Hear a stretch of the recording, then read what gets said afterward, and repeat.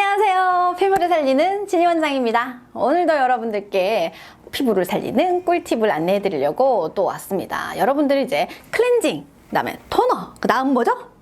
에센스, 에센스, 앰플, 팩 뭐 이런 겁니다.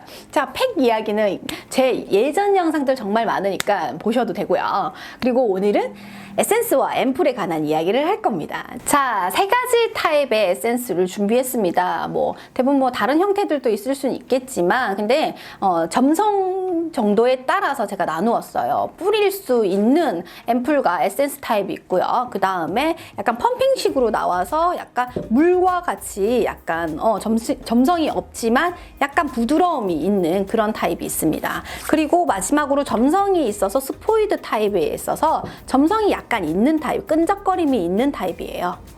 자, 요렇게. 자, 요것들을 효과적으로 바르는 방법을 안내해 드릴게요. 자, 똑같은 에센스지만 흡수를 얼마나 더 피부 속으로 깊이 들어가냐에 따라서 수분 유지력과 그 유효 성분들이 활동성이 훨씬 더 좋아질 수 있잖아요. 그러니 우리 바르는 방법 제대로 알고 가자고요.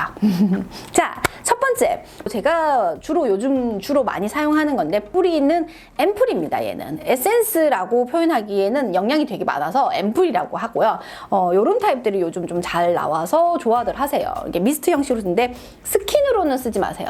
저는 한동안 이걸 테스트한다고 스킨으로 쓰다가 염증들이 생겼어요. 근데 무슨 말이냐? 토너, 스킨이 하는 역할은 피부 결 정도도 있지만 어느 정도의 이 알코올 성분이나 에탄올 이런 여러 가지 성분들이 피부에 균이 번식하지 않게끔 정리해주는 과정도 있어요. 그러니 그 균들을 정리하는 과정을 토너와 스킨이 충분히 할 수 있도록 해야 합니다. 그런데 영양이 많은 이 뿌리는 앰플이나 에센스들은 영양이 과다하단 말이죠. 이게 싹 정리가 안 된 상태에서 균과 만나면 염증이 화농성 여드름들이 바로 될 수가 있으니까 조심하세요. 자, 저 같으면 깨끗하게 한 다음에 스킨 토너에서 정화작용, 청결작용을 다 하고 난 다음에 사용하시는 걸 추천드립니다. 자, 이렇게 했어요. 근데 가성비는 높지 않겠죠? 다른 데 뿌려지니까. 하지만 좋아하는 이유는 입자가 작아서 피부가 진정되는 느낌이 전체적으로 더 많았어요, 저는. 그래서 이렇게 뿌려주고 난 다음에 좀 기다립니다. 흡수가 됐죠? 또 한 번 더 뿌려요. 네, 또 뿌려요. 미스트처럼.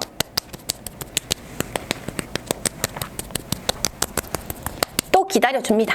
네, 한 두어 번, 또 많게는 3번 정도 합니다. 그렇게 사용해 주시면 더 좋을 것 같습니다. 자, 두 번째는 요런 이제 펌프식으로 되어 있는데 약간 펌프식이 될 수도 있고 약간 물 같은데 약간 부드럽고 보호 기능이, 그러니까 글리세린 아시죠? 글리세린 느낌이 있는 것들입니다. 부드럽게 흡수되는데 이렇게 두드려 주시겠죠?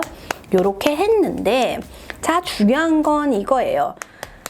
이런 아이들은 약간의 글리세린 이런 성분들이 피부 표면에 남을 수 있어요. 입자가 그 분자가 조금 굵게 되어 있어서. 그래서 저는 토너가 싹 말리지 않은 상태, 그러니까 스킨 토너가 약간 촉촉한 상태에서 남아 있을 때 얘를 써주시면, 이렇게 써주시면 흡수가 훨씬 더 좋습니다.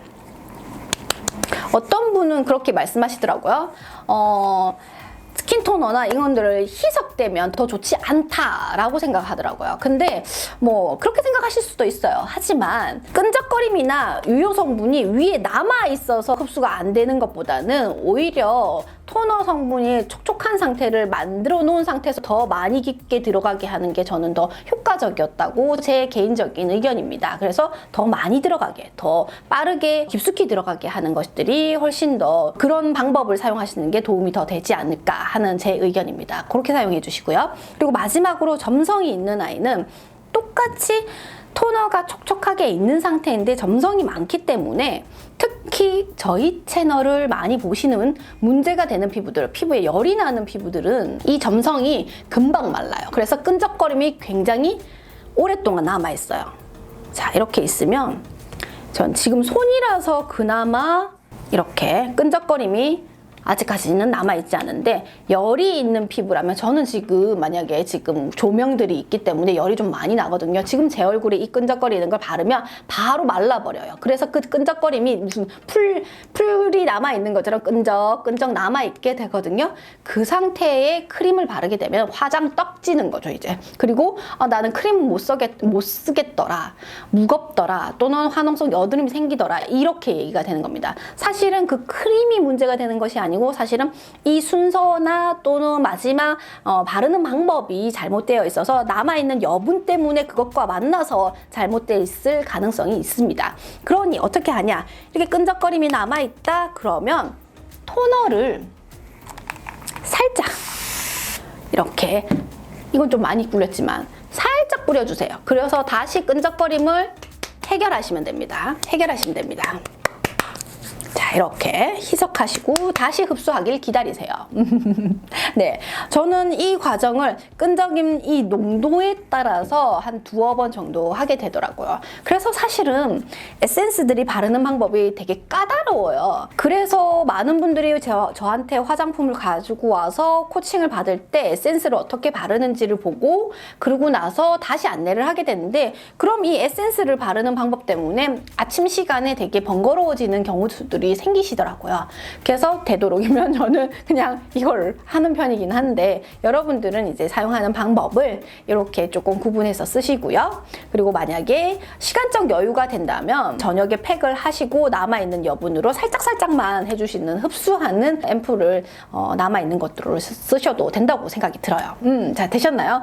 도움이 좀 됐으면 좋겠고요. 마무리가 좀 어설프긴 하지만 어쨌든 마지막 정리를 해드릴게요. 자, 흡수하는 에센스는 여러 번 뿌려서 흡수하고 뿌리고 흡수하고 이렇게 하시면 됩니다. 그리고 약간 물이 있는 글리세린 느낌이 있는 이런 것들은 촉촉한 피부 상태, 토너가 살짝 남아있는 상태에서 같이 흡수시키시는 게 훨씬 도움이 됩니다. 마지막으로 점성이 있는 앰플이나 에센스 같은 경우는 발라놓고 끈적거림이 없을 때까지 토너와 흡수시키고 토너 뿌리고 흡수시키고를 반복하시면 됩니다. 자, 되셨나요?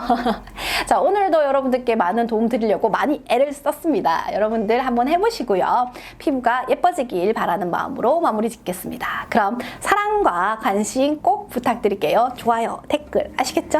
안녕!